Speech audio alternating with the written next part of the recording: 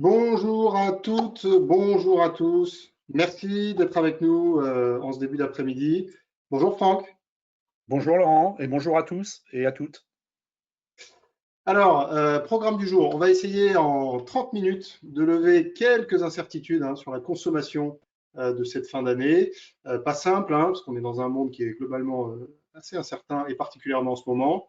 Euh, L'objectif, c'est qu'on a beaucoup entendu les médias, beaucoup entendu les politiques, il y a eu beaucoup de commentaires, on a beaucoup écouté les distributeurs, mais force est de constater qu'on a assez peu entendu les consommateurs jusque-là. Et c'est ce qu'on va s'attacher à faire aujourd'hui. La promesse, elle est simple, c'est 30 minutes chrono et je vous promets qu'on va essayer de le tenir. Donc 30 minutes de présentation et ensuite, pour ceux qui veulent, pour ceux qui ont le temps, on peut prolonger par une session de questions-réponses. Et vous avez d'ailleurs sur votre interface un bouton qui permet de le faire assez simplement. Je précise qu'on vous enverra évidemment le replay de ce webinaire et que toutes les études, et vous verrez qu'elles sont très fournies, elles seront disponibles sur le site corporate de Bonial et on pourra d'ailleurs vous les faire parvenir. Voilà, Franck, merci beaucoup d'être là. On y est très sensible, d'autant que ton temps est précieux, ton agenda chargé surtout en ce moment. On t'a vu beaucoup sur BFM, sur LSA, ce matin sur CB News. Est-ce que tu veux bien te présenter en une minute si jamais il y avait des gens qui ne te connaissaient pas encore?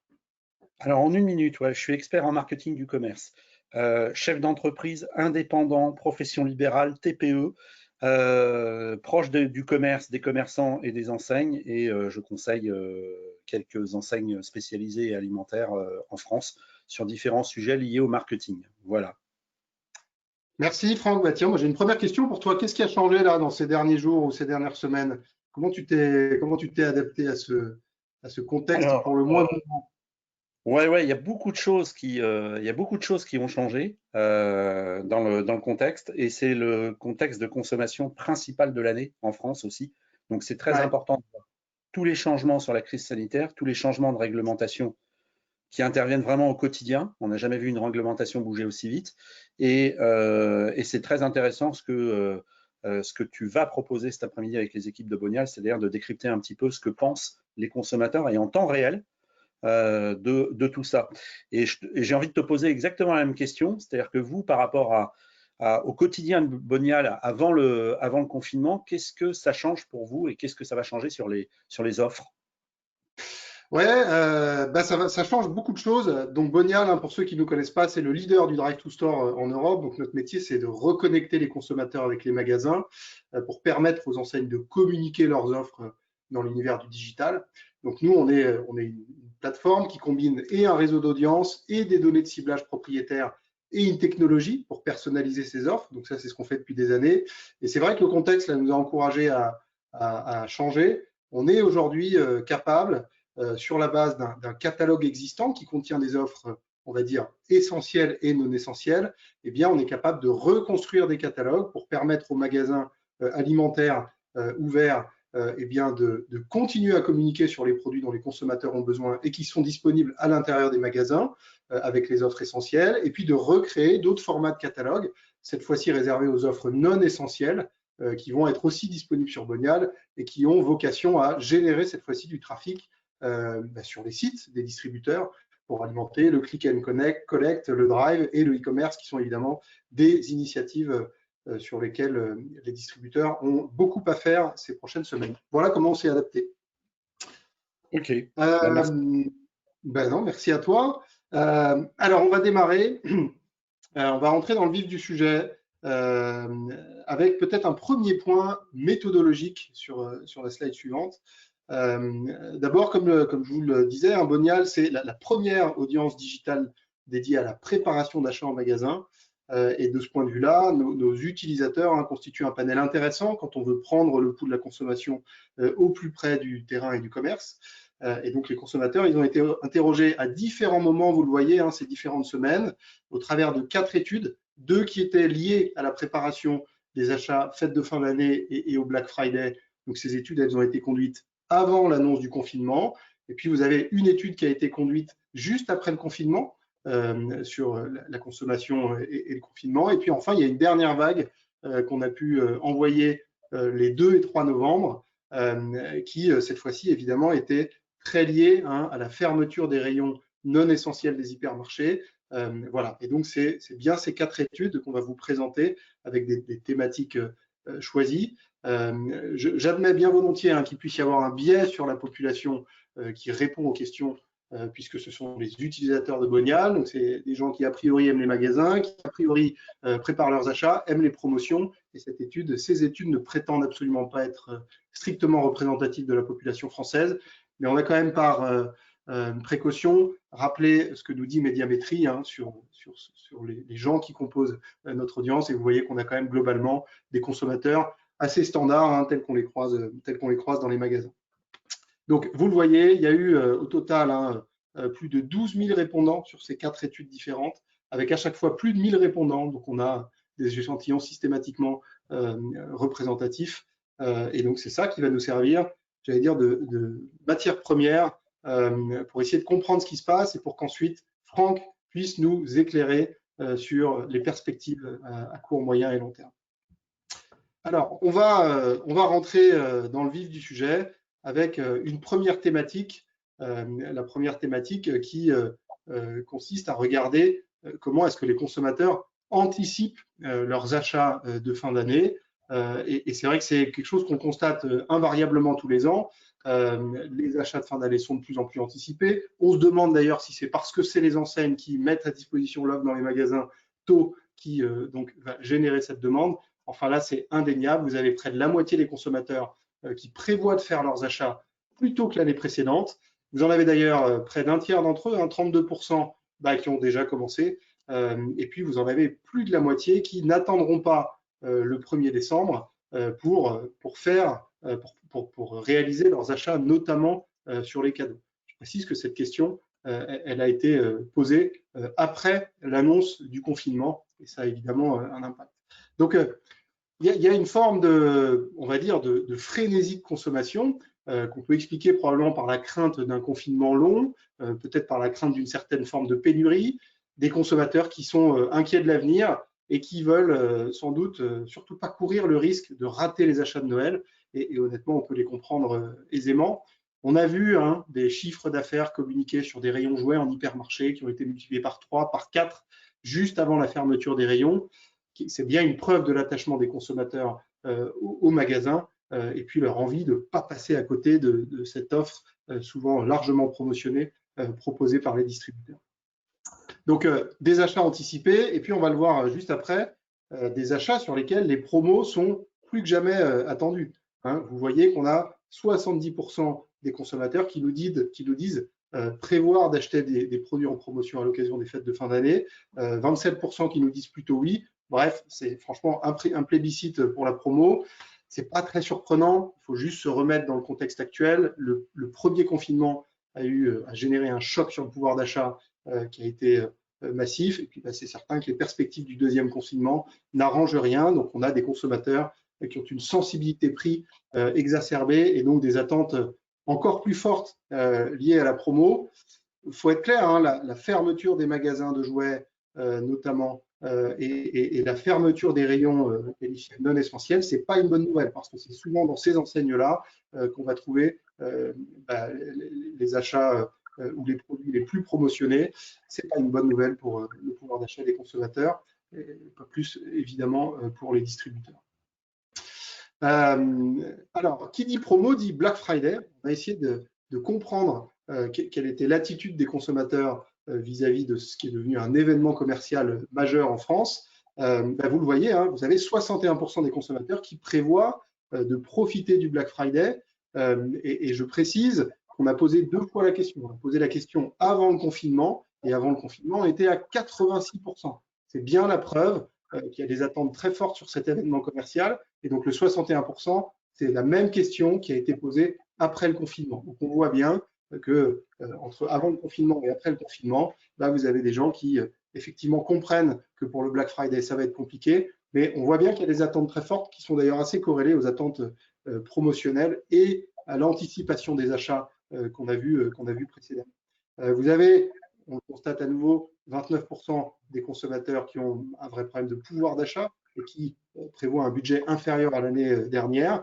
Et puis, vous avez 13% des consommateurs pour lesquels Black Friday, ça rime avec commerce en magasin. Et si effectivement les magasins ne sont pas ouverts, eh bien, ils y renonceront purement et simplement, ce qui par construction laisse penser que vous avez une grande majorité de ceux qui continuent à vouloir profiter du Black Friday, eh bien, qui se tourneront vers le commerce en ligne.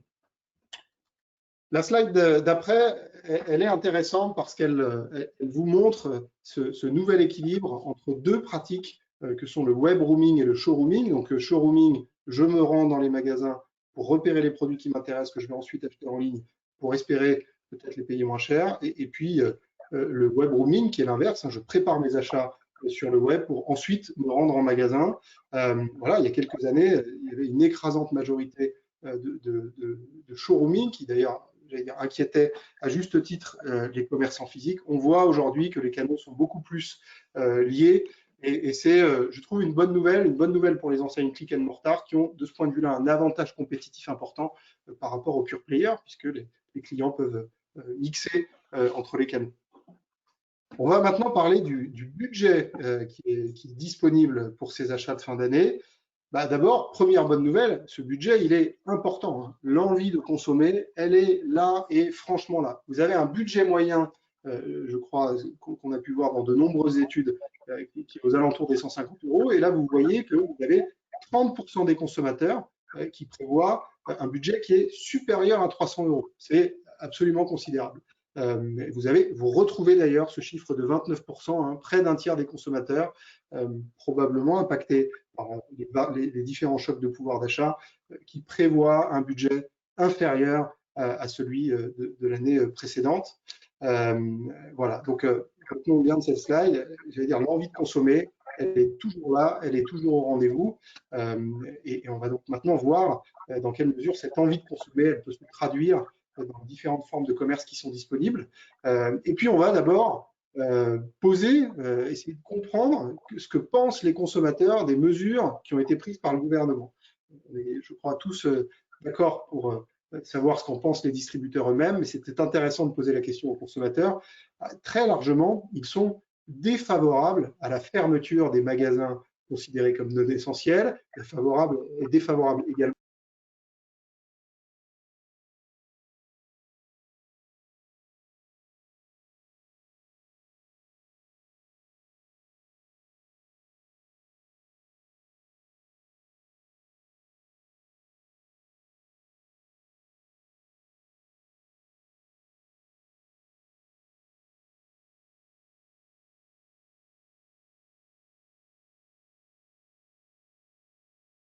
Voilà, le son est revenu. J'espère que le son n'était pas absent pendant trop longtemps. Je n'ai pas fait attention à ce qui s'est passé. Donc, des consommateurs qui sont défavorables à la fermeture des magasins jugés comme non essentiels, défavorables à la fermeture des rayons jugés comme non essentiels. Et ce qu'il faut retenir, c'est peut-être cet écart entre ce que, j'allais dire, le gouvernement considère comme étant essentiel ou non essentiel. Pour les consommateurs, le commerce est presque plus essentiel que les bars ou les restaurants. C'est ce que ces chiffres, en tout cas, tendent à démontrer. On va voir un petit peu plus tard que finalement, dans cette histoire, le timing des annonces joue un rôle absolument essentiel sur la manière dont les consommateurs préparent leurs achats. Dans cette première question, on demande aux consommateurs s'ils prévoient d'attendre la réouverture des magasins pour la plupart de leurs achats non alimentaires. La question a été posée entre le 29 octobre et le 1er novembre, donc on est après l'annonce du confinement, mais avant l'annonce de la fermeture des rayons non essentiels. Là, très clairement, on voit que si on réouvre dans 2 semaines, vous avez 39 plus 17 égale 56% des consommateurs qui sont prêts à attendre. Donc encore une fois, on voit cet attachement très fort au commerce et très fort au commerce en magasin. Et vous voyez que si on repose sur la slide d'après cette question un tout petit peu différemment, mais qu'on la repose cette fois-ci après l'annonce de la fermeture des rayons non essentiels, dans le cas présent entre le 2 et le 3 novembre, et bien la situation elle a radicalement changé. Vous avez cette fois-ci 56% des consommateurs qui vous disent bon bah ouais, en fait moi ces achats que j'avais prévu de faire en magasin, écoutez tant pis, je vais les faire en ligne. Mais peut-on réellement en vouloir aux consommateurs? Vous avez des magasins jugés comme non essentiels qui sont fermés Et au sein des hypermarchés dans lesquels vous auriez pu faire ces achats, eh bien, malheureusement, les rayons sont aussi fermés. Donc, sans surprise, hein, c'est une hémorragie qui se fait en faveur du commerce en ligne. Sur la question suivante, on voit pour autant que dans les intentions des consommateurs, les consommateurs sont prêts à privilégier les commerçants français. Quand on leur demande s'ils sont prêts à faire cet effort pour soutenir les commerces qu'ils aiment et l'économie de leur pays, bah, c'est un plébiscite. Vous avez évidemment une très large majorité de gens qui vous répondent oui, c'est une très bonne chose. Sauf que la réalité, comme on l'a vu sur la slide précédente, c'est que si ce n'est pas possible, si les magasins sont fermés, si au sein des magasins ouverts, les rayons concernés sont fermés, bah, il y a un moment où, entre ce qu'on aurait envie de faire et la réalité qui nous est proposée, le consommateur va choisir et donc va faire ses achats sur les sites e-commerce. Et on va essayer de regarder ensemble hein, quels sont, dans ce cas-là, les sites que vont plébisciter ces consommateurs.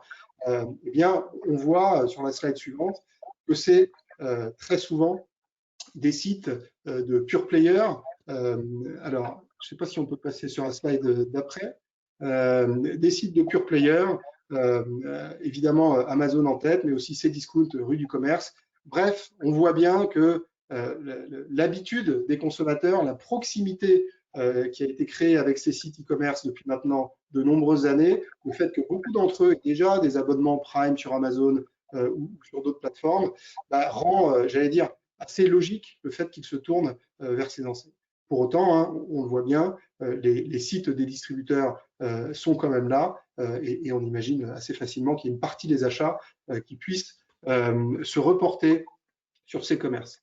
J'en ai terminé et je vais donc demander à Franck ce qu'il pense de tout ça. Alors, je pense qu'il y a plein de bonnes nouvelles et je vais détailler les bonnes nouvelles.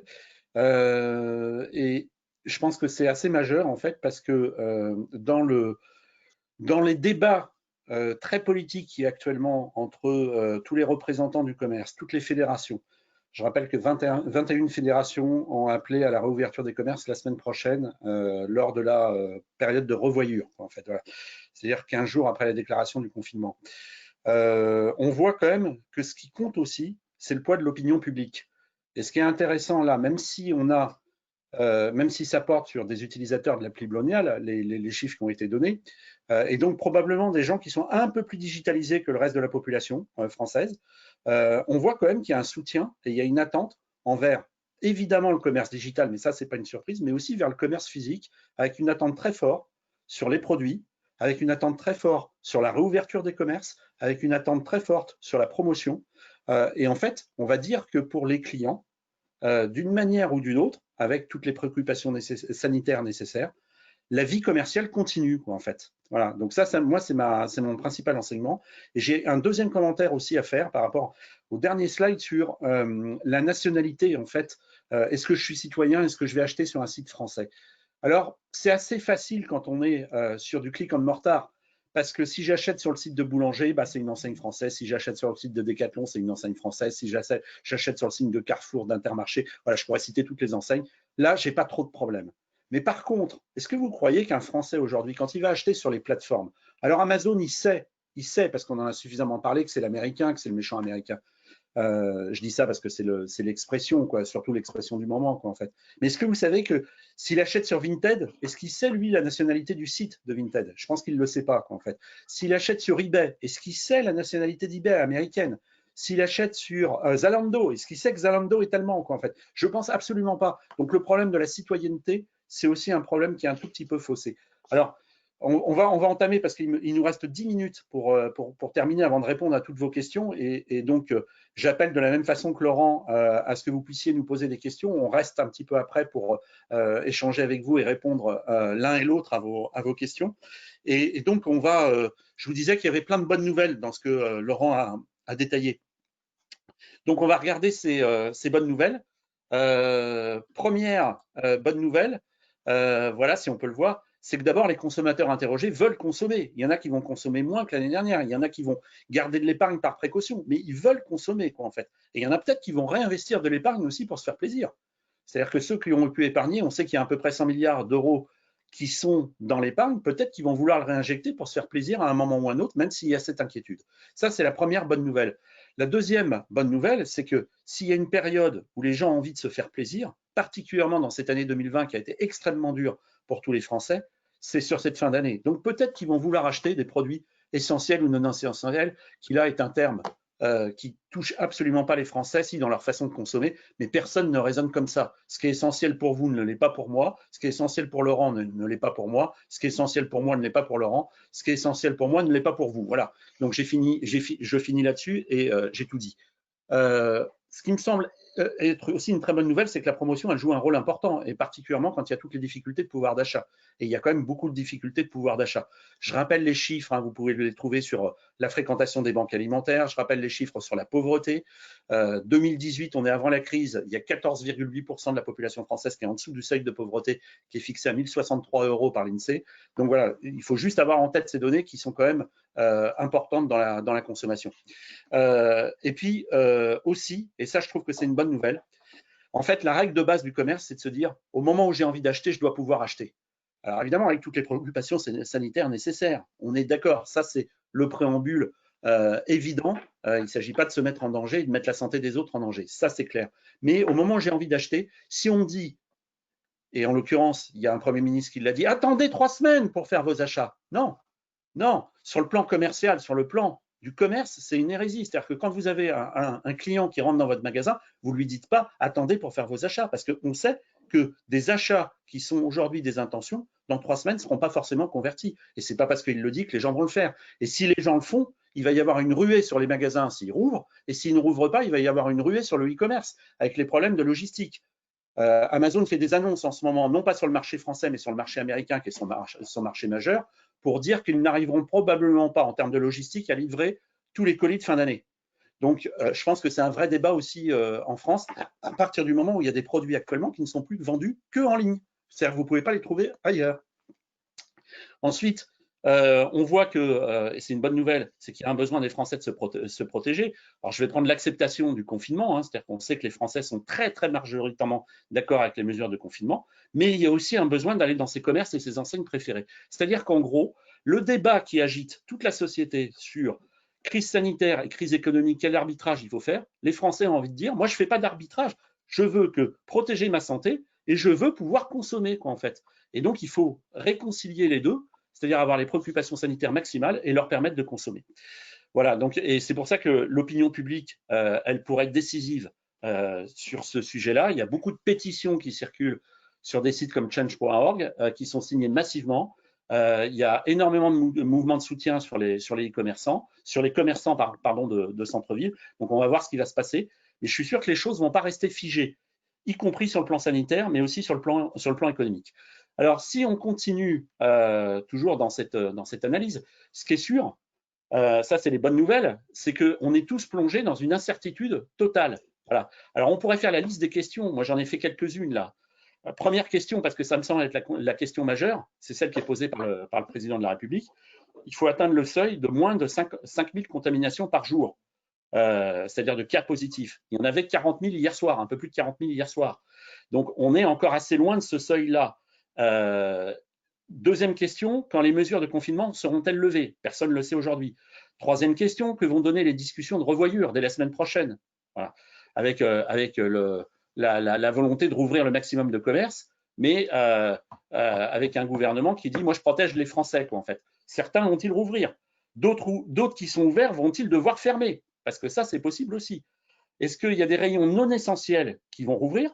Est-ce qu'il y a des rayons non essentiels qui vont être étendus pour protéger? Voilà. Toutes les intentions d'achat vont-elles se concrétiser? C'est-à-dire les intentions d'achat que Laurent vous a commentées.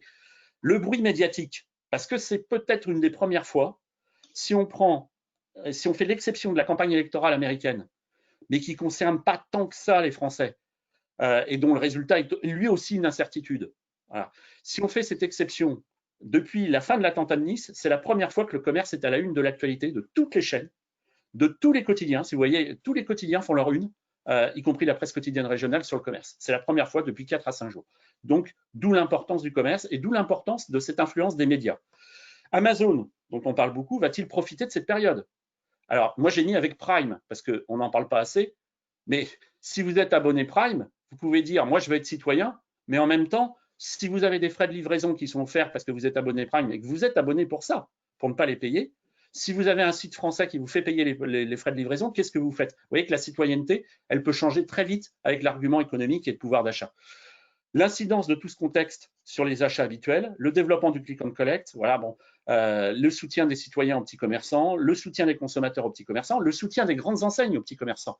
On voit pas mal de grandes enseignes qui arrivent et qui avaient avant les annonces, alors ça c'est le paradoxe, je pense à Auchan, je pense à Système U par exemple, pour en citer quelques-uns, dit nous on va accueillir des petits commerçants qui sont fermés pour qu'ils puissent vendre à l'intérieur de nos magasins. C'est ce qui s'est fait d'ailleurs dans le premier confinement sur l'alimentaire. Le paradoxe de ça, c'est qu'ils ne peuvent pas le faire. C'est-à-dire qu'ils restent fermés, et même quand ils sont accueillis ailleurs, là où le magasin est autorisé d'ouvrir, ils n'ont pas le droit de le faire. Donc, c'est le paradoxe aussi pour les petits commerçants. Si on continue, en fait, sur cette incertitude, en fait, on est dans une période, c'est un modèle qui est développé par les Américains, qui s'appelle VUCA. Et VUCA, si on le traduit en français, ça veut dire quoi? Le V, c'est la volatilité. Le U, c'est uncomplexity, c'est uncertainty, pardon, c'est l'incertitude. Le C, c'est la complexité. Et le A, c'est l'ambiguïté, en fait. On est dans ce modèle de VUCA, en fait. Et vous voyez, tout doit être vu par ce modèle-là, qui est un modèle de management, parce que, en fait, on se dit, c'est très compliqué, sachant que ce qui est sûr qui demeure, c'est l'incertitude. Mais l'ambiguïté, on est en plein dedans, en fait. On est en plein dedans. Et je vais vous citer un exemple sur le commerce qui concerne tout le monde, c'est le Black Friday. Le Black Friday, si vous l'autorisez tel que à la situation d'aujourd'hui, ça risque d'être un événement en ligne et c'est difficile de faire la promotion du commerce en ligne.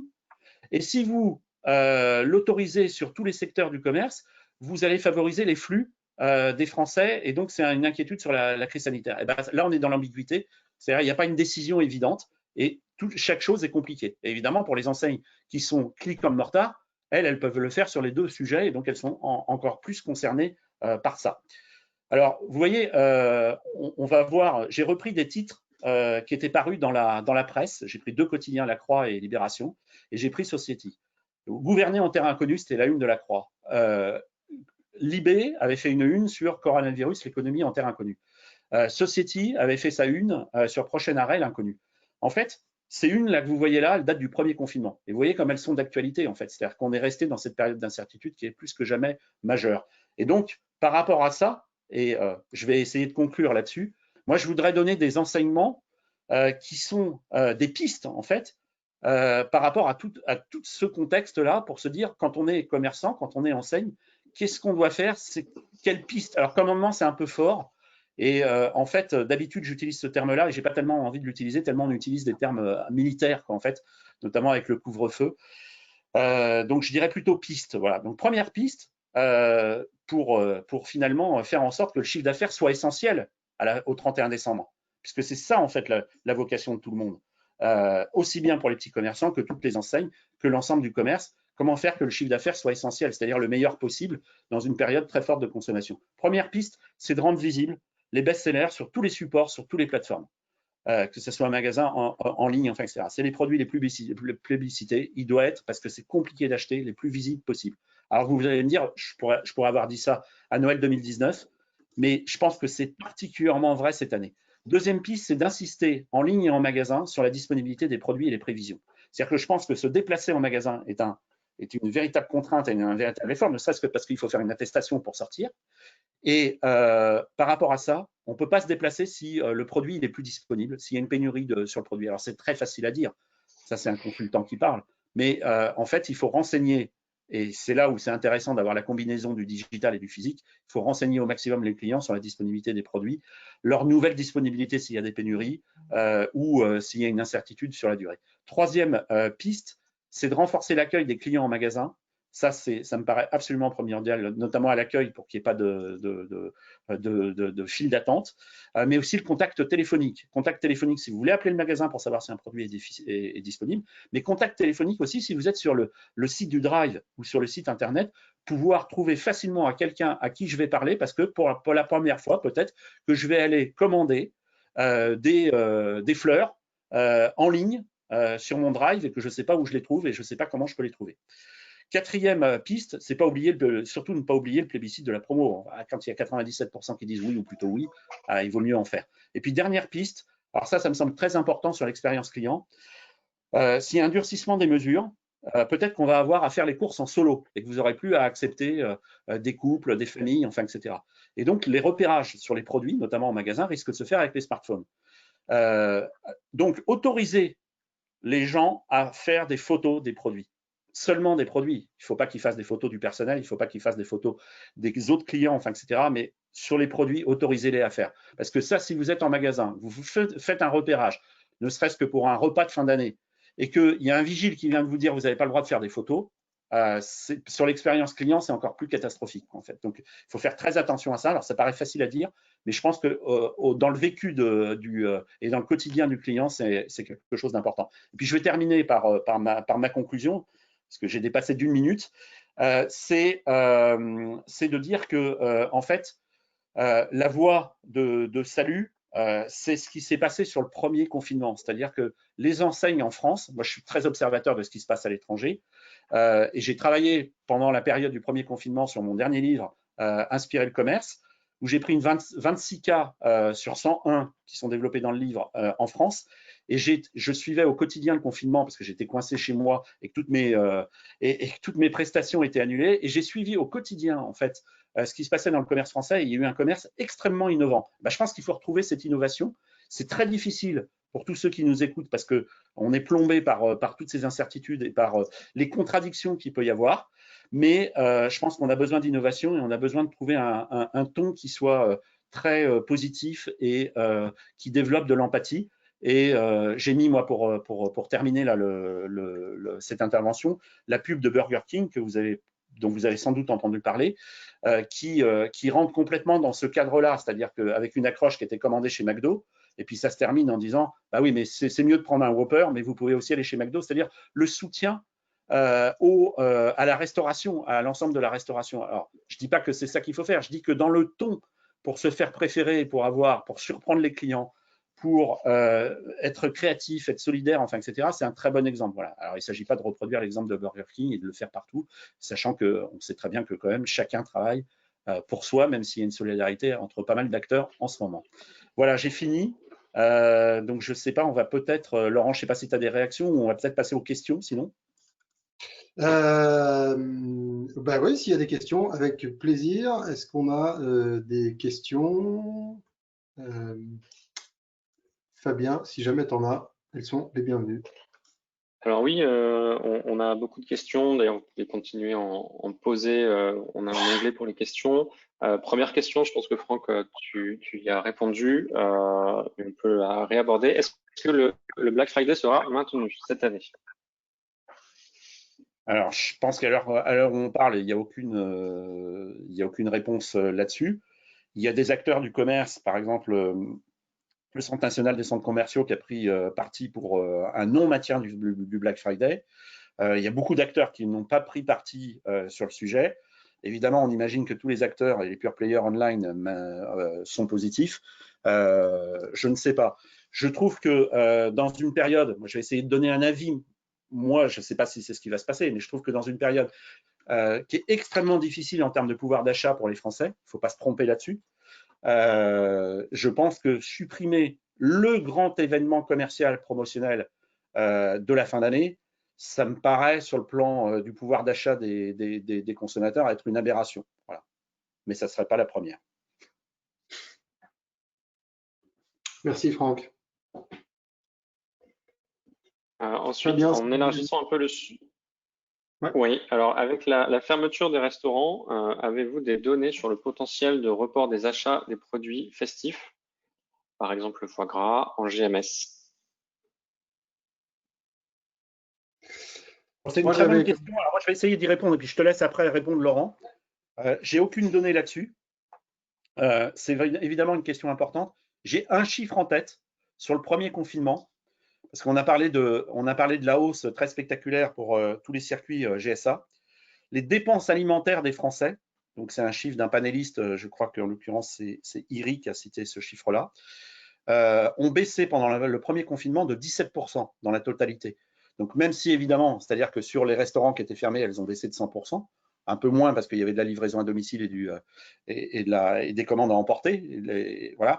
Mais il y a une baisse de consommation, c'est-à-dire moins vous avez d'offres, plus la consommation a la tendance à baisser. Donc moi, je pense que la consommation va baisser. Et je pense que par contre, il risque effectivement, à partir du moment où on dit que ça ne sera pas un Noël comme les autres, je fais référence aux déclarations du ministre de la Santé, et que ça sera en petit comité, il est évident que je pense qu'il va y avoir un report très fort sur les produits festifs dans les GSA. Laurent, je ne sais pas si tu... Ouais, moi, j'avais un chiffre qu'il faudrait que je benchmark et que je renverrai à tout le monde à l'issue de ce webinaire. J'avais eu pendant le premier confinement 100 millions d'euros par semaine de confinement reportés depuis le CHR, donc depuis les restos et les bars, donc depuis le hors domicile vers la GSA. Et voilà, peut-être qu'on peut, avec une règle de 3, imaginer ce que ça peut faire sur des paniers moyens pendant les fêtes de fin d'année, pour la préparation des repas de fête de fin d'année qui sont bien largement surévalués. Et on peut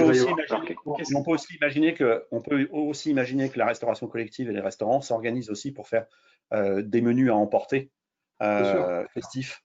Et je pense que d'ailleurs, ils s'organiseront et c'est une partie de leur business potentiel et pratiquement la seule partie qu'ils peuvent sauver d'ici la fin de l'année. Donc, ils seront sans doute très présents là-dessus aussi. Ouais.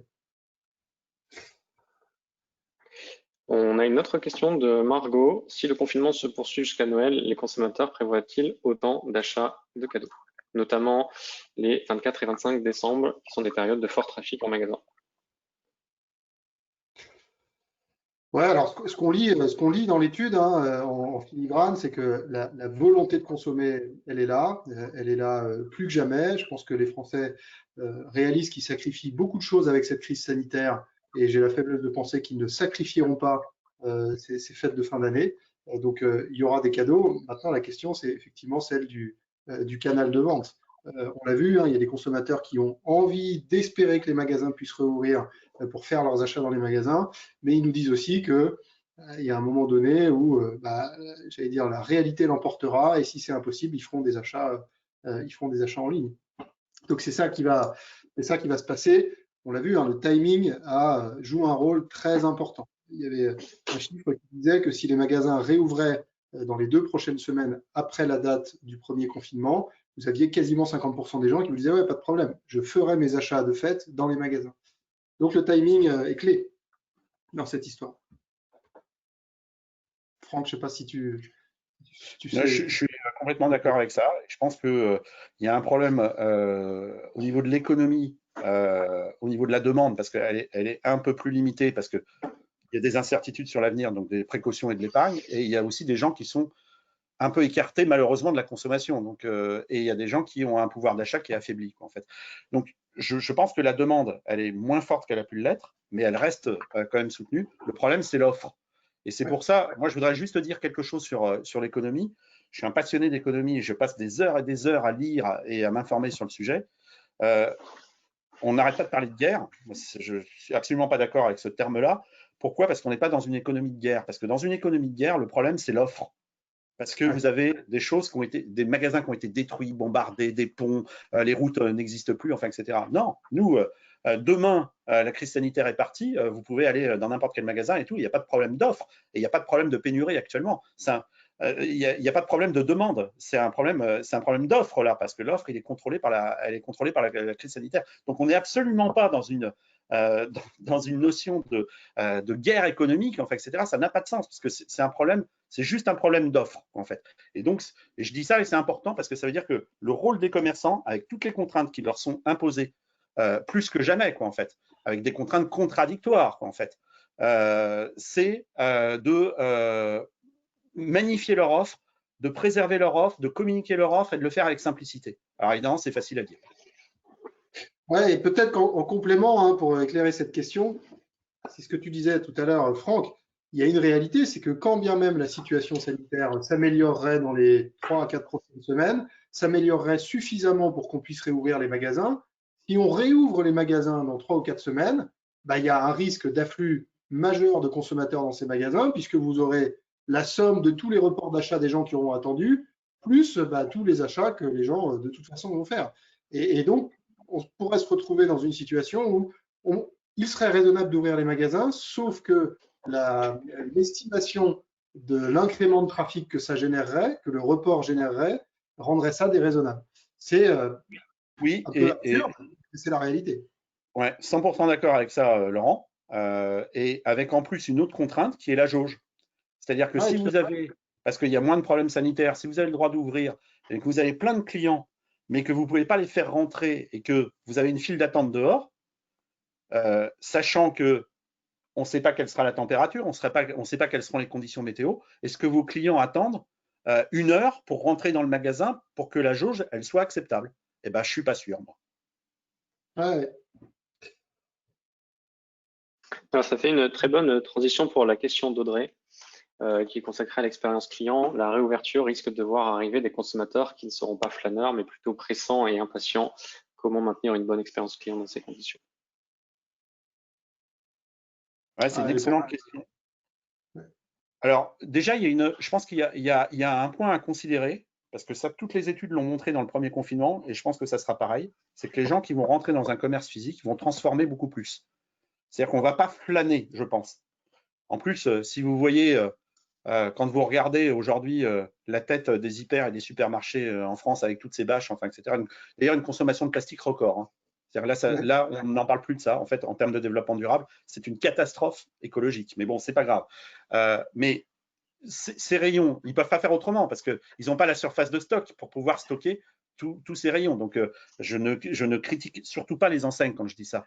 Mais au niveau de l'expérience client, c'est-à-dire je pense qu'il va y avoir beaucoup plus de transformation, c'est-à-dire que les gens qui viennent en magasin avec une attestation, enfin, etc., c'est pour acheter, c'est pour transformer. Donc ça, c'est important. Et il faut effectivement penser à ce que l'expérience client soit la plus acceptable possible et la plus fluide possible. C'est pour ça que je disais, il faut renforcer par des personnes à l'accueil et au contact des clients, évidemment avec les distances et les gestes barrières nécessaires.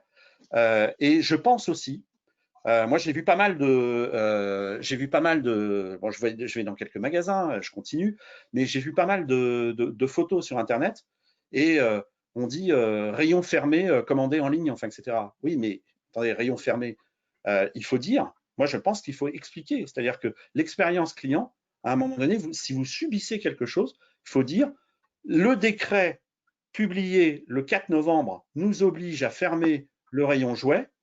Pour accéder ou commander vos jouets habituellement, voilà ce qu'il faut faire. Et ça, c'est beaucoup plus précis comme message qu'un rayon avec une bâche où il n'y a pas de message. D'ailleurs, il y en a plein où il n'y a pas de message, ou des messages qui sont rayons fermés, quoi, en fait. Si on n'avait pas compris qu'il y avait une bâche et que le rayon était fermé, voilà. Donc, je pense qu'il faut être très, très précis là-dessus. Ce qui est de votre fait et ce qui n'est pas de votre fait. Mais quand ce n'est pas de votre fait, il faut le dire. Je suis d'accord.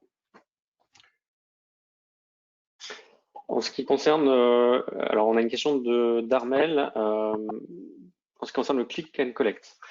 Pour vous, les commerces sont-ils assez opérationnels sur le click and collect et le virage du digital?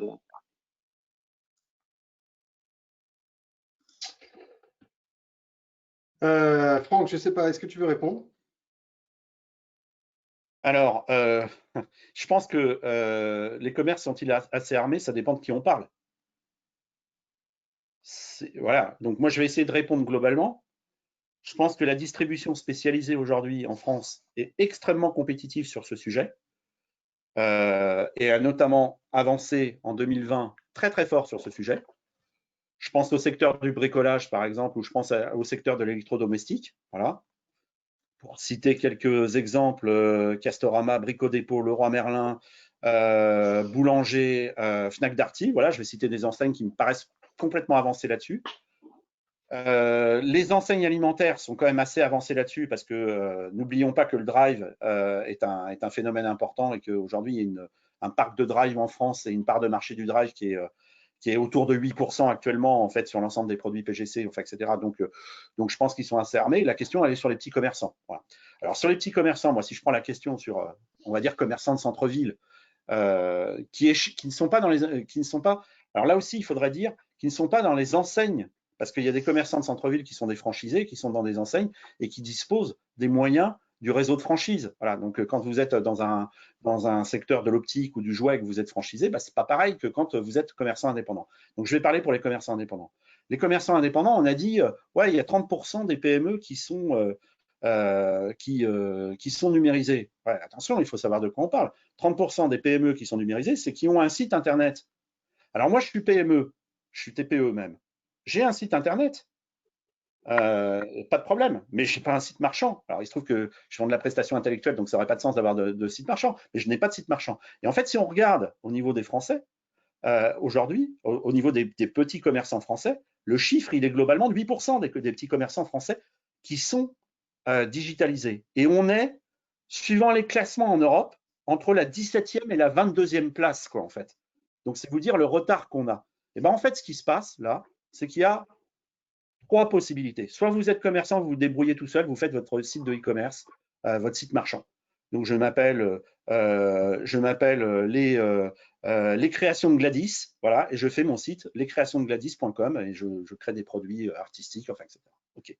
Ça, c'est la première possibilité. Deuxième possibilité, c'est que je vais trouver un partenaire. Et cette possibilité-là, elle est extrêmement importante. Et donc, en ce moment, il ne faut pas se tromper. C'est-à-dire que sur le marché du e-commerce dont on parle, le développement du marché du e-commerce, et ça, c'est sur le plan mondial, et ce n'est pas sur le plan français, c'est sur le plan mondial, se fait par les vendeurs tiers, c'est-à-dire les petits commerçants qui vont sur ces plateformes-là. Et donc, si vous êtes Amazon, si vous êtes Rakuten, qui fait aujourd'hui la Rakuten Academy, alors comme c'est Rakuten et qui sont d'origine japonaise, on n'en parle pas, on parle que d'Amazon. Mais Amazon a annoncé aussi des webinars quotidiens pour les petits commerçants sur la digitalisation. Ils ont annoncé ça tout à l'heure, en fait. Voilà. Donc, bon, si vous êtes Carrefour, si vous êtes… Là, il va y avoir plein d'initiatives pour capter cette part très, très importante de la digitalisation du commerce. Et puis après, il y a le gouvernement aussi qui dit, bah, moi, je vais débloquer, c'est prévu dans le plan de relance, je vais développer 100 millions d'euros pour le commerce. Voilà. Alors moi, je vous fais juste un chiffre là-dessus, je suis allé le chercher. Il y a 436 000, c'est le chiffre de la Direction générale des entreprises en France. Il y a 436 000 petits commerçants. Certains sont digitalisés, d'autres non. Imaginons qu'ils ne soient tous pas digitalisés. Si vous avez 100 millions d'euros et que vous faites la division par 436 000 commerçants, ça donne 230 euros par commerce. Et bien moi, je vous dis, je ne sais pas qui peut se digitaliser pour 230 euros. Digitaliser, ça veut dire avoir le site et ça veut dire le faire référencer. Laurent, je ne sais pas si tu veux ajouter des choses. Ouais, non, mais je suis complètement d'accord avec toi. Il y a un fossé absolument considérable entre les grandes enseignes qui ont eu, j'allais dire, la structure pour mettre ça en place, et on voit que ça fonctionne très bien. Et on l'a vu dans le premier confinement, les enseignes que tu cites ont tout de suite pu, j'allais dire, prendre part à la bataille et se tirer d'affaire via le click and collect. Et puis, il y a plein de petits commerçants pour lesquels la marche est beaucoup trop haute, et ça naît effectivement qu'en pactisant d'une certaine manière avec l'ami ou avec l'ennemi que serait Amazon, et bien qu'ils ont une chance d'exister sur cet univers-là. Mais c'est évidemment une forme de commerce qui est appelée à se développer. On a vu que pendant le premier confinement, le drive alimentaire a capté plein de clients. On s'est dit que finalement, une fois le confinement passé, on allait revenir à la situation précédente. Non, à chaque fois, ces ruptures-là, elles permettent de gagner des clients. Vous en avez une partie qui va reprendre ses habitudes en magasin, mais il y en a quand même une partie qui est acquise et qui est sécurisée. Je pense que ce deuxième confinement aura les mêmes effets et ne fera qu'accélérer la digitalisation du point de vue des attentes chez les consommateurs et de la capacité à offrir chez les commerçants. On a une autre question sur le click and collect. Pourra-t-il fonctionner malgré la fermeture des magasins? C'est une bonne question. J'imagine qu'il y a plein d'enseignes qui en ce moment se posent cette question-là. On l'a vu, typiquement des enseignes comme Stocomanie, Action ou d'autres, qui décident d'ouvrir, mais qui se rendent compte que, compte tenu de l'assortiment qu'elles ont en fait le droit de vendre, finalement les coûts d'ouverture du magasin ne seront peut-être pas épongés par les ventes trop faibles. Et donc pour ces gens-là, il peut y avoir effectivement une situation où on ferme le rideau devant le magasin et puis on ouvre l'arrière du magasin pour le click and collect parce qu'on considère que là, comme on a un assortiment beaucoup plus large, c'est probablement, c'est peut-être, j'en sais rien, mais c'est peut-être une stratégie qui peut valoir le coup, à plus forte raison si le gouvernement continue les mesures de soutien au travers des mesures de chômage partiel.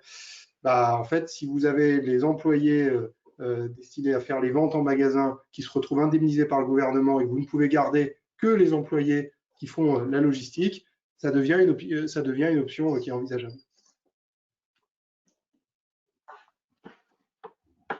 Alors, on a une question d'Edouard. Pensez-vous que les enseignes souhaiteront malgré tout jouer le Black Friday sous cette appellation et s'il y aura une solidarité nationale sur ce temps fort? Question pour Franck. Oui, alors, l'appellation du Black Friday, elle a déjà beaucoup souffert par le passé parce que il faut se souvenir des attentats en 2015, qui étaient en novembre 2015. C'était juste avant le Black Friday qui avait été annulé parce que évidemment, voilà, on comprend le contexte. Et puis finalement, l'année d'après, ça a redémarré un peu et puis ça ne cesse de monter en flèche, quoi, en fait. Bon, le problème du Black Friday, c'est que évidemment, c'est un événement très consumériste et qu'il a, si on revient un an en arrière, et moi je me souviens puisque j'étais sur certains plateaux de télé pour parler de ça, c'est-à-dire qu'il a été extrêmement moralisé l'année dernière, quoi, en fait. C'est-à-dire qu'on disait, ouais, mais c'est un événement américain, les gens vont faire des dépenses futiles. Voilà, bon. Alors, c'est un sujet sur la moralisation de la consommation sur lequel on reviendra vers vous parce qu'on réfléchit beaucoup avec Laurent sur ce thème-là. Ça a été extrêmement moralisé l'année dernière. Je ne suis pas sûr que cette année, ça soit très astucieux de moraliser la consommation. D'abord parce qu'on a besoin, pour l'économie française, d'une consommation qui se tient. Je l'ai écrit cette semaine dans LSA, en fait. C'est ce que disent les économistes, hein, c'est pas une réflexion. Vous avez 3 moteurs dans l'économie. Vous avez le premier moteur, c'est l'investissement. On comprend que les investissements sur les entreprises soient ralentis. Vous avez un deuxième moteur qui est le commerce extérieur. Là, on comprend aussi que ça soit ralenti avec tout ce qui se passe sur le plan international et notamment des secteurs fleurons du commerce extérieur français comme l'aéronautique, je pense à Airbus, ou même si c'est un consortium européen, ou je pense au luxe, enfin, etc., qui sont très ralentis. Notre troisième moteur, c'est la consommation. Donc, imaginez, vous êtes en plein vol en ce moment, vous avez plein de turbulences. Vous n'avez que le troisième moteur qui fonctionne. Et vous allez dire, j'arrête le troisième moteur? Bah, je sais pas. Moi, si je suis à bord de l'avion, je suis pas pilote, mais je suis à bord de l'avion, j'ai envie de dire, et je suis à bord de l'avion parce que l'économie française, on est tous à bord et on est embarqué au-delà d'une crise sanitaire. Elle restera l'économie française. Alors que la crise sanitaire, elle ne restera pas. Il n'y a pas une histoire d'une pandémie qui est restée, quoi, en fait. Donc, moi, j'ai envie de dire, si je suis embarqué dans l'avion, il faut que l'économie continue, quoi, en fait. Et donc, il faut que les événements promotionnels puissent continuer sous une forme ou sur une autre, qui s'appelle Black Friday ou qui s'appelle Fête des Mères. Peut-être qu'on aura encore le virus pour la prochaine Fête des Mères. Et ben, ça s'appellera Fête des Mères. Et ça continuera. Alors, on a une question de Véronique. La segmentation de l'offre haut de gamme va-t-elle s'accentuer? Le middle market est-il mis en danger?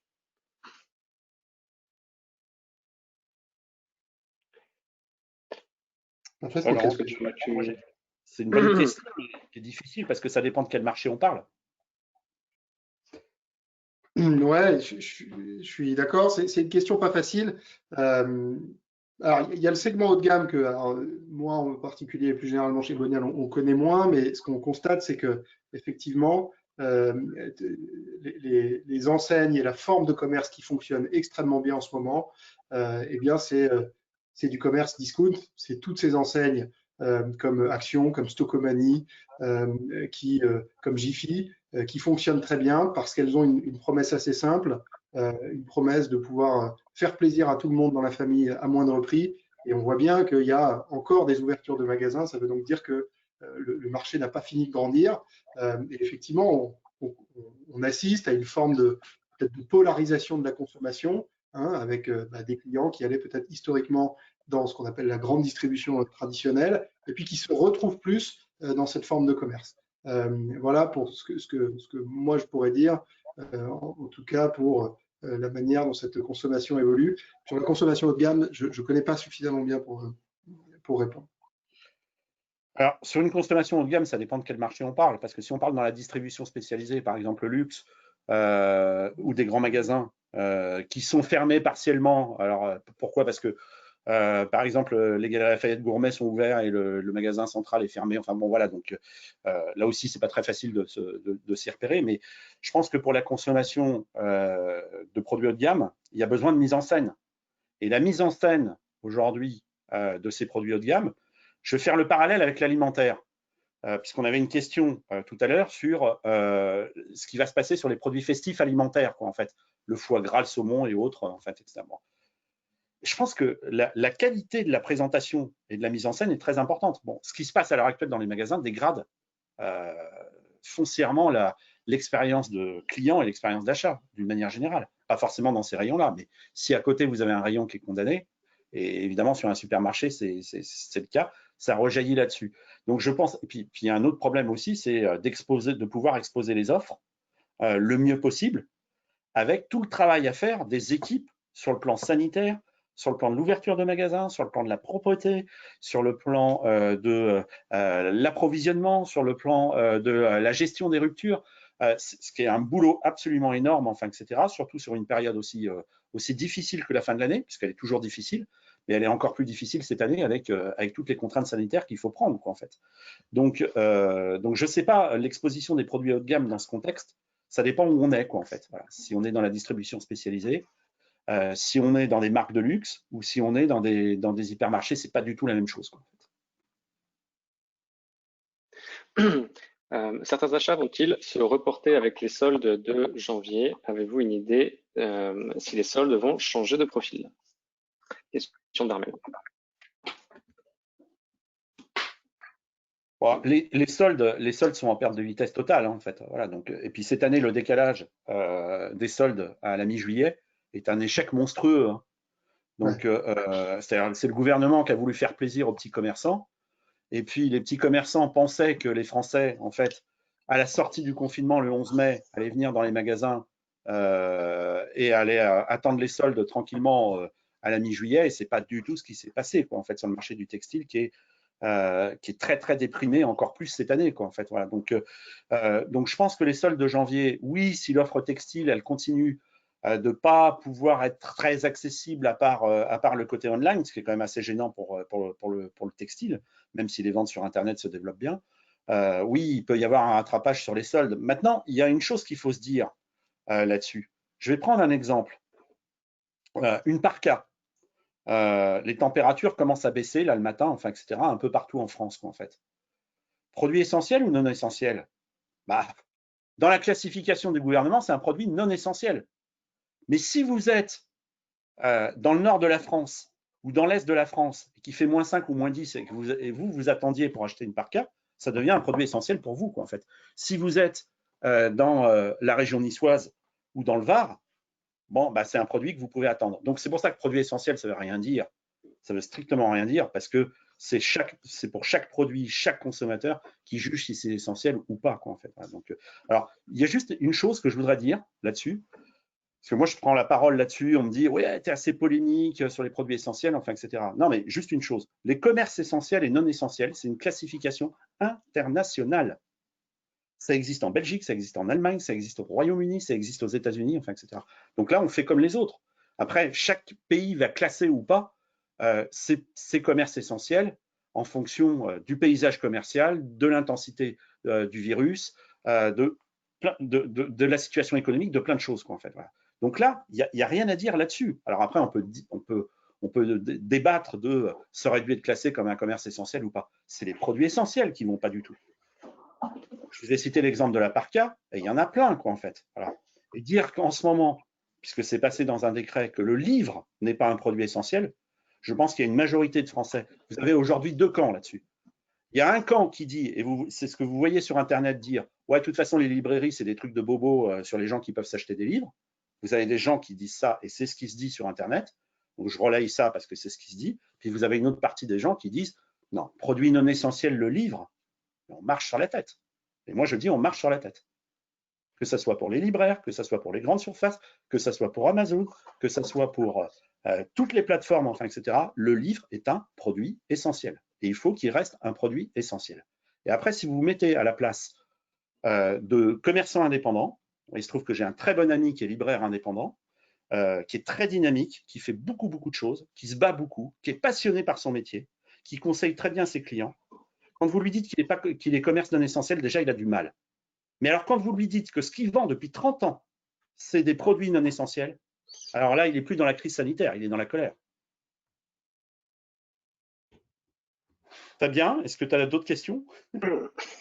J'en ai encore quelques-unes.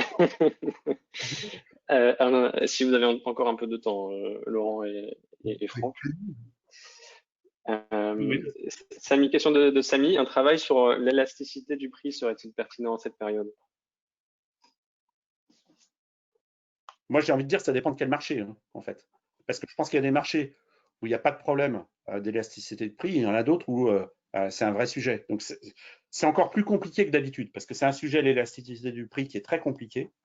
Et dans ce contexte-là, il est encore plus compliqué que d'habitude. Mais oui, ça peut être un travail utile, en fait. Laurent, tu voulais ajouter quelque chose sur l'élasticité prix? Non, je pense que là, il y a effectivement une telle sensibilité sur les prix exacerbée par tout ce que les gens ont perçu pendant le premier confinement, que ouais, il y a probablement des attentes encore plus fortes que jamais sur cet item-là. Je pense que les gens regardent les prix et les regarderont évidemment de plus en plus dans les prochaines semaines. Ok. Alors, question de Gaëtan qui porte sur les produits non alimentaires. Les Français vont-ils chercher à se faire plaisir sur des produits haut de gamme pour, comme vous l'avez dit, se faire plaisir malgré la situation ou à la baisse de leur pouvoir d'achat, ou la baisse de leur pouvoir d'achat va amener les Français à se porter sur des petits prix? Donc, je précise, hein, c'est bien sur les produits non alimentaires.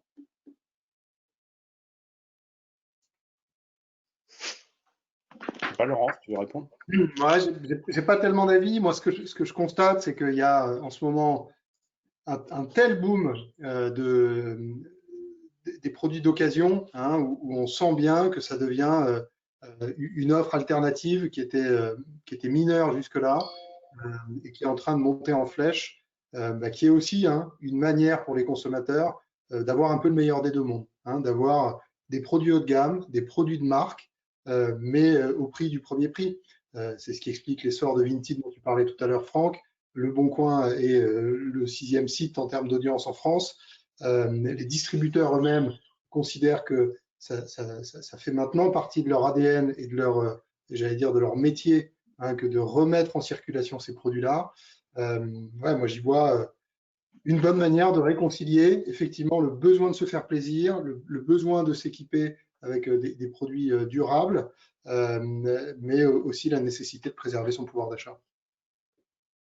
Alors, nécessité de, moi, juste pour compléter, nécessité de préserver son pouvoir d'achat, c'est sûr et certain, et puis j'en ai parlé précédemment, quoi, en fait, et Laurent a parlé du succès de tous les discounters comme Action, quoi, en fait, qui est un véritable phénomène.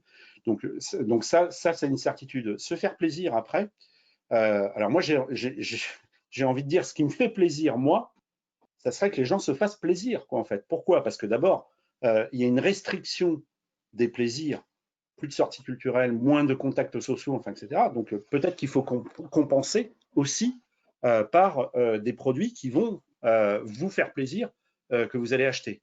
Ça c'est c'est mon premier argument. Mon deuxième argument, c'est de vous dire ce que je disais tout à l'heure, vous êtes à bord de l'avion, le troisième moteur, c'est la consommation. Il faut qu'il fonctionne. Donc tous les gens qui vont se faire plaisir, surtout pas de moralisation, qui se fassent plaisir. Ils soutiennent l'économie française, ils soutiennent des emplois à chaque fois qu'ils se font plaisir. Donc ça, c'est l'inverse. C'est-à-dire, c'est de la démoralisation de la consommation que je fais. Je fais exactement l'inverse. Donc oui, il faut encourager les gens à se faire plaisir. Et je pense que le rôle des commerçants sur cette période-là, c'est d'encourager les gens à se faire plaisir.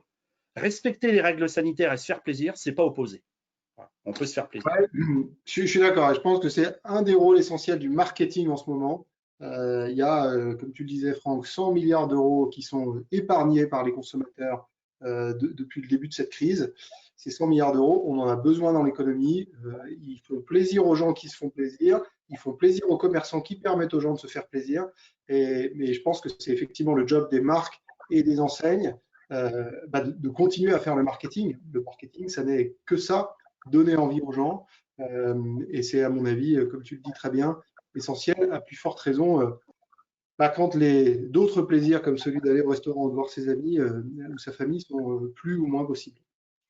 Voilà. Et sachant qu'effectivement, certains foyers qui peuvent se le permettre parce qu'ils ne dépensent plus, notamment dans la restauration, ou ils ne dépensent plus, notamment dans les voyages, voilà, pour citer deux secteurs qui sont particulièrement touchés, ils ont peut-être des moyens, justement, pour se faire plaisir et acheter un grand téléviseur si on est sur le non alimentaire, ou acheter un super ordinateur parce qu'ils ont envie de se faire plaisir. Voilà.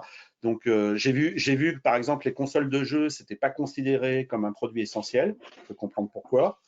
Par contre, si vous achetez un ordinateur, c'est un produit essentiel parce qu'on sait que derrière, il y a le télétravail. Ça veut dire que le jeu en ligne, c'est pas un problème. Voilà, donc ça, c'est la limite. Vous voyez, toutes les classifications, on peut même faire un quiz là-dessus, quoi, en fait. Donc, je vais reprendre, je l'ai repris, on en parlait hier pour préparer ce webinaire avec Laurent, quoi, en fait. Il y a le fameux, c'est Michel-Édouard Leclerc qui l'a écrit sur son blog, le pyjama 2 ans et le pyjama 3 ans, quoi, en fait. Le pyjama 2 ans autorisé, produit essentiel, le pyjama 3 ans, produit non essentiel. Voilà. Bon, on pourrait faire un quiz, hein, en fait, là-dessus pour se dire qu'est-ce qui est produit essentiel, qu'est-ce qui est produit non essentiel. Vous allez voir que je pense, il y a déjà des choses qui circulent et je pense qu'il y a un terrain qui est extrêmement favorable pour les humoristes sur ce sujet-là, en fait. Et donc, je pense qu'on va assister à beaucoup de choses parce qu'eux, ils vont libérer leur créativité.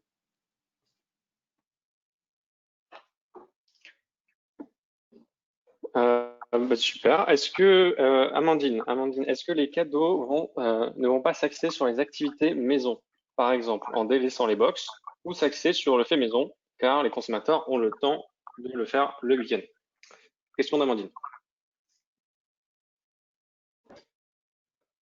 J'ai pas tellement d'éléments pour répondre. Effectivement, le seul élément que je vois, c'est qu'effectivement, les gens ont plus de temps et passent plus de temps à préparer leurs achats. C'est ce qu'on voit très clairement sur Bonial, hein. On l'a vu pendant le premier confinement, on le voit pendant le deuxième confinement. Les gens passent du temps à préparer les achats parce qu'ils ont le temps et puis parce qu'ils ont aussi besoin de se projeter dans des activités sympas. Et le shopping en fait partie, même s'il est encadré.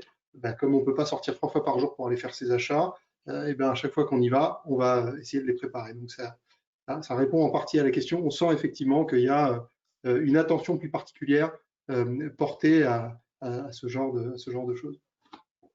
Moi, je n'ai pas d'éléments non plus, mais par contre, j'ai une conviction là-dessus, c'est qu'il n'y a qu'à voir les chiffres très spectaculaires de toutes les enseignes bricolage et équipement de la maison ces dernières semaines, bien avant le confinement. Et c'est une très bonne nouvelle. C'est qu'effectivement, moi, j'ai quand même tendance à penser que l'équipement de la maison, les cadeaux pour la maison, le faire soi-même, tous les appareils pour faire de la cuisson, enfin, etc., vont être plébiscités. D'ailleurs, le Thermomix, il est produit essentiel. Oui. C'est juste un truc là, j'ai pas compris. Je vais essayer de faire des trucs.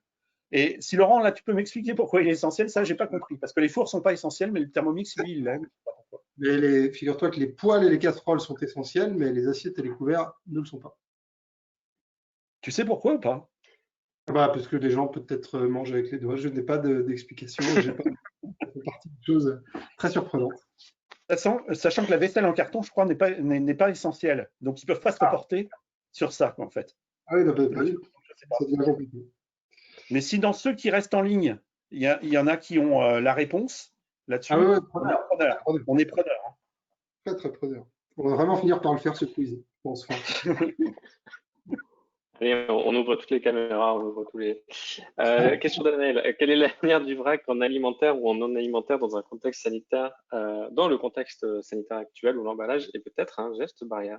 Ce modèle est-il en danger?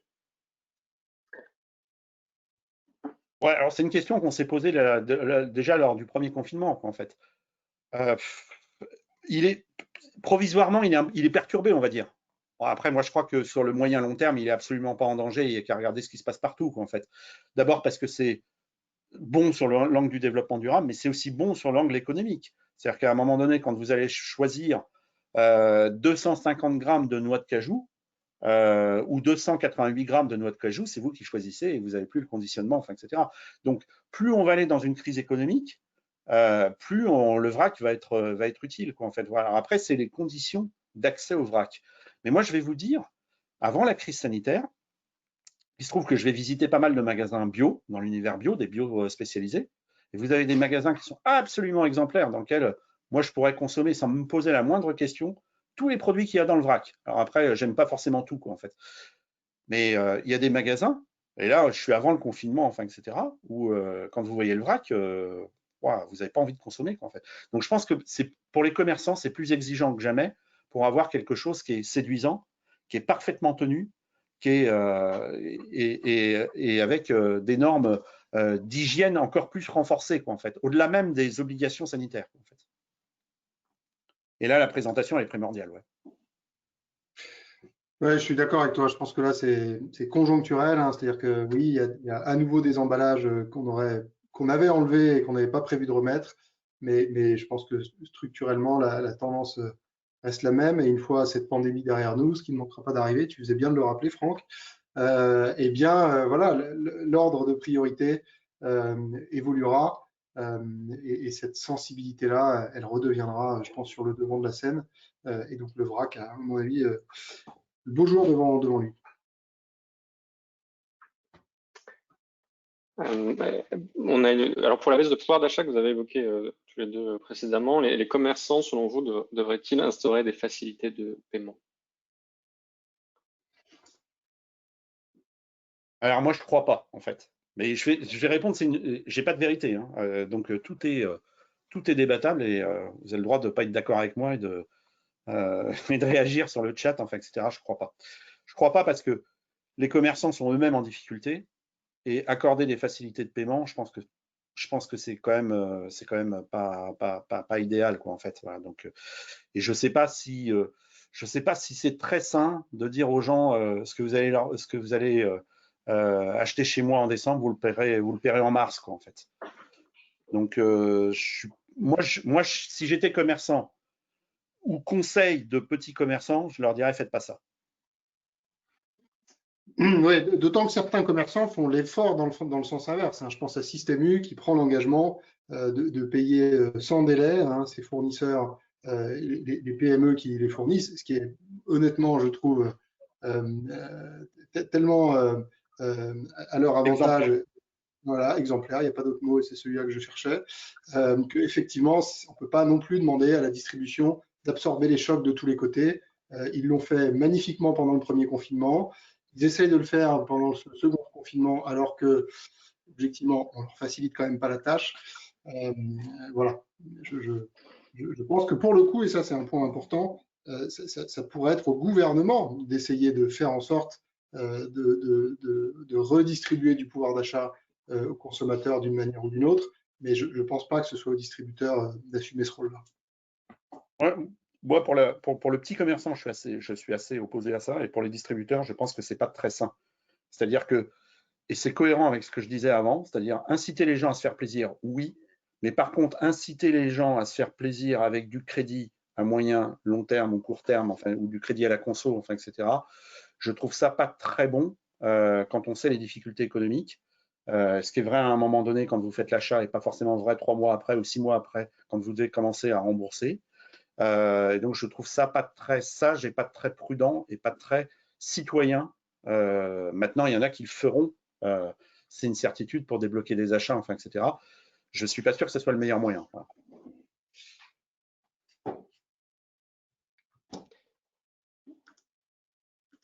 Alors, on a justement Gaëtan qui a rebondi sur la notion de produit essentiel concernant la justification sur les pyjamas.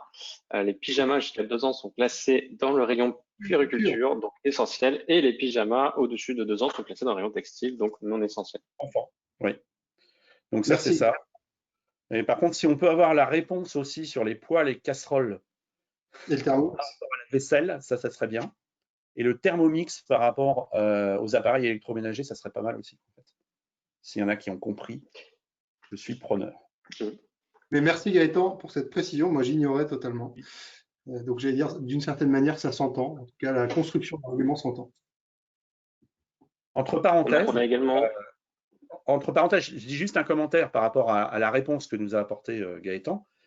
Il y a une vraie logique. Ce qui est compliqué par rapport à ça, c'est que si un client vous pose la question en magasin, c'est d'avoir formé vos collaborateurs pour donner la réponse que vient de nous donner Gaëtan, en fait. Et moi, si on m'explique ça, je trouve pas ça pas très pratique et pas très cohérent, enfin, etc. Mais au moins, si on me l'explique, j'ai compris la logique. Bon, voilà, encore faut-il avoir compris la logique, avoir formé les collaborateurs qui sont bien occupés par dans cette période pour pouvoir donner toutes les explications pédagogiques et retrouver le bon sens où il n'y en a pas forcément, quoi, en fait. Mais honnêtement, c'est un vrai bon point parce que je me mets dans dans les pompes d'un consommateur que je suis. Si d'abord j'arrive dans un magasin pensant pouvoir acheter quelque chose et que je me rends compte que je ne peux pas l'acheter et que en plus, en posant la question, j'ai une réponse qui me semble pas satisfaisante ou pas claire, bah, malheureusement, je vais reporter cette déception sur le distributeur qui n'y est pour rien. Et je trouve qu'on crée là aussi un déséquilibre, un désavantage compétitif par rapport au e-commerce qui est crucial. Donc c'est vraiment dans ces situations-là, c'est moche, mais c'est vraiment la double peine pour les distributeurs qui perdent du pouvoir, qui perdent du chiffre d'affaires, qui perdent aussi, j'allais dire, des points de crédibilité auprès des clients juste parce qu'on les met dans des situations en 3 jours qui sont très difficilement appréhendables. Oui, et du coup, pour ceux qui continuent à nous suivre, du coup, je vais essayer de leur donner peut-être une piste et une bonne idée qui est développée par Walmart, qui n'est pas la plus petite enseigne. D'une manière générale, ils forment les équipes magasins. Donc, quand je dis les équipes magasins, dans leur formation, c'est tous ceux qui sont en contact avec les clients ou en contact potentiel avec les clients. Vous êtes chef de rayon, vous êtes en contact potentiel avec un client. Vous êtes caissière, vous êtes en contact potentiel avec un client. Vous êtes, peu importe, vous êtes directeur de magasin, vous êtes à l'accueil, enfin voilà. Ils forment en fait, ils ont des listes de questions réelles qui sont posées par les clients. Il y a des sessions de 200 questions réelles clients qui sont posées aux collaborateurs pour qu'ils puissent avoir à chaque fois les réponses, quoi, en fait. C'est-à-dire c'est du training, quoi, en fait. Alors évidemment, quand je dis ça, vous devez tous vous dire, mais il est complètement fou, quoi, en fait. C'est-à-dire que dans ce contexte-là, comment on va former, alors qu'on n'a pas assez d'équipes et que tout est compliqué, nos collaborateurs. Alors d'abord, je ne dis pas ça pour le mois de décembre, c'est-à-dire ce que je dis là, c'est valable sur la durée. Mais je pense que le plus important, c'est la pertinence de la réponse qu'on vous fait, quoi, en fait. Et si vous avez quelqu'un, vous n'arrivez pas à trouver quelqu'un qui ne peut pas vous donner la réponse, ou si vous avez quelqu'un qui vous dit, parce qu'il ne sait pas la réponse, ce n'est pas une question de mauvaise volonté, s'il vous dit parce qu'il ne sait pas la réponse, ah bah c'est comme ça et pas autrement, et puis si vous voulez, vous avez qu'à commander en ligne, ou alors on a notre drive, enfin, etc. Ouais, moi, si on me répond comme ça, je ne commande plus rien, quoi, en fait. Voilà. Donc c'est pour ça que c'est très, très important. Et en fait, oui, dans l'expérience client, c'est extrêmement pénalisant. Parce qu'en réalité, ce qu'il faudrait faire, et je dis bien il faudrait, je le mets au conditionnel, parce que si c'est un conseil, on va me dire il est complètement décalé par rapport à la situation des magasins. Donc je ne suis pas décalé par rapport à la situation des magasins, et chaque heure travaillée compte, et plus que jamais, dans un contexte plus difficile que jamais. Mais ce qu'il faudrait faire par rapport à ce qui a été fait à l'idéal, c'est de faire payer, de faire des formations pour les collaborateurs sur ces sujets-là, quoi, en fait. Voilà. Alors peut-être que ça va faire partie de la générosité des subventions, d'accorder des formations pour les distributeurs pour qu'ils puissent payer ça. Pourquoi pas? Pourquoi pas? C'est peut-être une idée pour les clauses de revoyure la semaine prochaine. Voilà. On a d'ailleurs Philippe qui commente ce qui sert à faire la cuisine est essentiel, ce qui sert à manger ne l'est pas. Alors, ce qui sert à faire la cuisine est essentiel et ce qui sert à manger ne l'est pas. Ouais. Moi, j'ai pas compris, hein, je suis désolé, mais. Toujours hein, sur ces produits essentiels, non essentiels, Laurent se pose la question concernant les rayons coupe-traiteur. Beaucoup ont été fermés pendant le premier confinement. Pensez-vous que ces rayons sont amenés à disparaître? J'ai une conviction, Laurent, je te devance là-dessus. Est-ce que ces rayons sont amenés à disparaître? Peut-être fermés ou fermés provisoirement si la crise sanitaire l'empêche, amenés à disparaître. Alors moi, ma conviction, elle est à 100%. Alors là, j'y mets aucune nuance. Non, ils ne sont pas amenés à disparaître. Ils sont même amenés à s'étendre parce qu'on a besoin de ces rayons-là, parce qu'ils apportent du conseil, ils apportent de l'expertise, ils apportent du contact humain, enfin, etc. Et donc, on a besoin de ça. Donc, non, surtout pas amenés à disparaître. Ouais, je partage complètement cet avis. Moi, je suis fasciné de voir dans beaucoup de magasins que je fréquente, notamment certains centres Leclerc, et je suis bluffé de la manière dont ces rayons frais traditionnels participent, mais tellement à l'ADN du magasin, à le faire devenir une vraie place de marché, En plus, ce sourcing local que font de plus en plus les distributeurs donne encore plus son sens à ces rayons-là où on a un ambassadeur de la production locale, en l'occurrence le boucher pour le rayon boucherie, qui est capable de raconter l'histoire de son étalage. Bref, j'y vois un vrai vecteur de croissance pour la distribution pour les hyper et les super. Même si, évidemment, à court terme, encore une fois, de façon structurelle, ça peut être un peu compliqué pour eux et certains. Beaucoup d'achats typés Noël seront reportés et concentrés post-fermeture, à votre avis, et puis on peut peut-être reprendre les chiffres de l'étude. Les consommateurs changeront-ils leur orientation? Alors, moi, je n'ai pas très bien compris la question. Très bien. Alors, beaucoup d'achats de Noël, donc j'imagine les cadeaux de Noël, vont être reportés et concentrés post-fermeture, donc après la fermeture des magasins. Ouais. Ou, à votre avis, les consommateurs changeront leur orientation? Est-ce qu'ils vont acheter des chèques cadeaux, par exemple? J'espère avoir bien retranscrit votre question, Manuel. Si ce n'est pas le cas, n'hésitez pas à préciser votre question. Ouais, je pense que c'est, oui. Est-ce qu'on va avoir un report de ce budget cadeau vers d'autres types de cadeaux? Moi, je pense que le report le plus évident, c'est le canal online. Voilà, peut-être que des gens achèteront des chèques cadeaux en se disant, bah, écoute, au moins quand les magasins seront ouverts, tu pourras en profiter. Mais voilà, ce sera, à mon avis, mineur, là où le e-commerce a quand même beaucoup d'atouts à faire valoir. Alors, moi, je pense que sur ce sujet-là, et c'est une très très bonne question, en fait, je pense qu'il va y avoir pas des reports d'achat des cadeaux, mais il va y avoir des reports de remise des cadeaux, parce que Noël, c'est 6 à la maison, quoi. En gros, hein, ça va être ça. Donc, je pense que effectivement, on sera amené peut-être à acheter des cadeaux comme d'habitude pour Noël, mais peut-être qu'on pourra les remettre qu'en février, quoi, en fait. Voilà. Donc ça, je pense, et je suis d'accord avec ce que tu disais, Laurent, précédemment. C'est-à-dire que je pense que oui, pour éviter ne serait-ce que le fait des retours, il va y avoir sans doute un gros essor des chèques cadeaux, quoi, en fait. Parce que si j'offre à mon cousin un chèque cadeau, alors je vais dire 100 € parce que si je dis 20 €, vous allez dire il est radin, Franck. Donc je vais lui offrir 100 €. En plus, ça me coûte pas grand-chose de le dire pendant le webinar.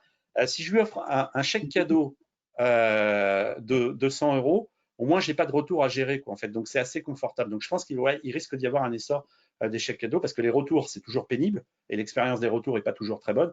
Et en plus les retours quand on a la crise sanitaire où il faut revenir être dans la jauge parce que voilà, s'il pleut dehors, enfin, etc. Donc, ouais, je pense qu'il doit y avoir un gros essor. Je n'y avais pas réfléchi avant, mais je pense que c'est une très bonne question. Ouais. Et effectivement, en y réfléchissant, je me dis que souvent, d'ailleurs, les chèques cadeaux sont particulièrement générateurs de marge pour les magasins parce que les 5 ou 10% qui ne seront pas utilisés dans le délai imparti sont de la marge à 100% pour le distributeur. Donc, je serais effectivement pas surpris, en tout cas, j'imagine qu'ils auraient intérêt à promouvoir cette forme de commerce décalé dans le temps. Mais c'est très vrai ce que tu dis aussi, Franck, sur le Noël à 6 plutôt qu'à 12. Ouais, il est quand même assez probable aussi que dans les achats de Noël, la dinde de Noël se transforme en un poulet de Noël et ça aura évidemment un impact important sur la composition des paniers à cette époque-là de l'année.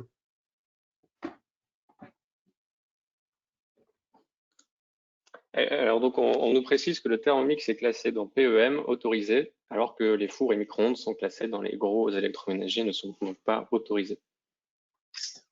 C'est vrai qu'on a été taquin, mais on n'a pas cherché en amont, Franck. On aurait dû regarder. Pas assez de temps. Pas assez de temps. Merci beaucoup d'ailleurs à ceux qui apportent les réponses. C'est une bonne réponse. Ouais. C'est une bonne réponse parce que c'est incontestable que les clients réfléchissent en PEM-GEM. Eux, ils parlent comme ça, quoi, en fait. Je vais acheter du PEM et je vais acheter du GEM. Ils parlent tous comme ça. Donc c'est une excellente réponse parce qu'elle montre bien qu'on est dans la bureaucratie. Voilà. Ça, c'est très vrai, mais au moins, moi, ce qui me rassure, c'est qu'il y a une forme de logique. On y souscrit ou pas, on peut considérer qu'elle soit orientée client ou pas, c'est un autre débat, mais au moins, il y a une forme de logique. Ouais. Très bien. En fait, on a encore beaucoup de questions, mais j'imagine qu'on va mettre fin à ce webinaire. On est encore nombreux, hein, on est encore très très nombreux dans ce webinaire. Est-ce que vous voulez prendre encore une dernière question, Avec Franck plaisir. et Laurent? Oui, on va se dire que Alors, on va conclure avec à 15h30, quoi. On peut se dire ça, il nous reste 5 minutes. Ça vous va? Super. C'est oui. parfait. Alors, selon vous, quelle part des achats historiquement faits en magasin sera reportée en ligne? Sera reporté, pardon, En En ligne, ligne. en ligne. sur le e-commerce. Très compliqué à dire. Ouais, ce que nous dit l'étude, hein, c'est que si vous attendez, elle nous disait l'étude que si ça réouvrait dans les 2 prochaines semaines, il y avait 50% des achats initialement prévus en magasin qui seraient maintenus en magasin. Donc on en aurait déjà perdu 50%. Et on peut imaginer que plus le temps passe, plus on en perd. Mais j'ai évidemment pas du tout la prétention de pouvoir répondre à cette question. Mais ouais, je pense malheureusement que le temps va être l'ennemi des commerçants physiques. Oui, parce que je pense que moi, je fais le pari que les consommateurs vont pas attendre le 1er décembre ou le 10 décembre pour se dire je commande en ligne, avec tout ce qui va se passer sur la livraison ou pas. Voilà. C'est un très bon point. Et je pense qu'il va suffire de quelques retards dans des livraisons, quelques rumeurs de rupture sur des best-sellers de jouets, quelques articles sur le fait que les plateformes de livraison sont surchargées pour effectivement précipiter les gens à commander de crainte, et on comprend, de ne pas avoir de jouets pour leurs proches. Donc c'est malheureusement ce qui est à prévoir.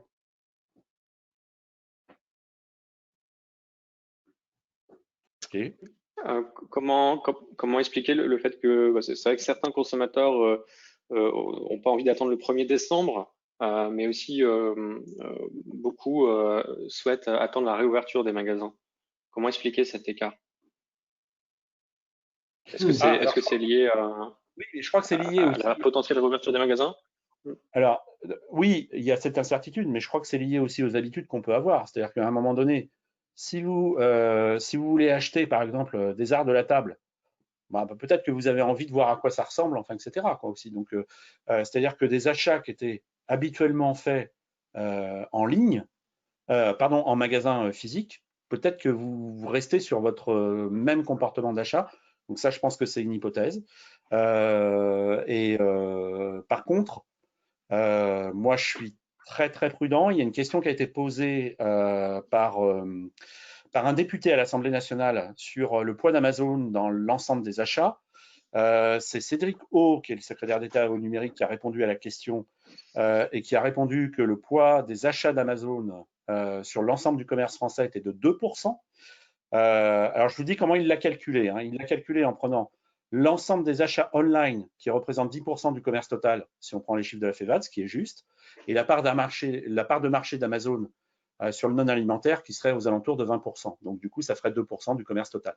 Donc, ce chiffre est juste. Globalement, sachant qu'il est contestable, parce qu'en France, sauf erreur de ma part, nous n'avons pas la part de marché consolidée globale en e-commerce sur tous les produits qui sont vendus au e-commerce, contrairement aux États-Unis. Si vous demandez aux États-Unis quelle est la part de marché à l'heure actuelle globale de Amazon, sur les derniers chiffres, elle est de 38% sur l'ensemble de ce qui est vendu en e-commerce, en fait. En France, oui, il y a des chiffres officiels qui sont sortis avec des études très très sérieuses, notamment GfK, qui ont été relayées par LSA, où on est aux alentours de 20-22%, enfin, etc., de part de marché sur le non-alimentaire de Amazon. Mais moi, j'attire l'attention de tous ceux qui nous écoutent sur une chose là-dessus, c'est que c'est une moyenne. Quand vous êtes sur le marché du jouet, où, sauf erreur de ma part, on est à peu près à 30% des ventes en 2019, l'année dernière, des ventes en ligne, cette année, on imagine bien que sur le marché du jouet, les ventes en ligne vont progresser, quoi, en fait. Et donc, elles peuvent passer à 35-40%. Et donc là, vous voyez que le poids d'Amazon, qui est peut-être de 2% globalement, et vous inquiétez pas, sur le marché du jouet, moi, je serais peut-être un peu plus inquiet, quoi, en fait. Voilà. Donc là aussi, ça dépend de marché par marché, ça dépend, quoi, en fait. Ouais, et aussi peut-être une potentielle explication pourquoi les gens veulent attendre la réouverture des magasins. Ben, parce que culturellement, je pense que c'est un vrai moment attendu par les familles.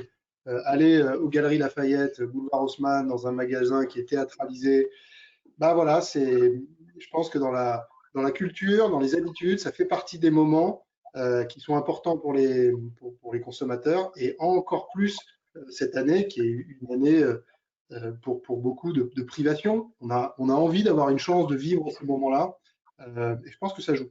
Et la grande distribution, elle a cette capacité incroyable à théâtraliser et à proposer de l'expérience au-delà du transactionnel et elle le fait de façon tellement magnifique à Noël que les consommateurs y sont sensibles.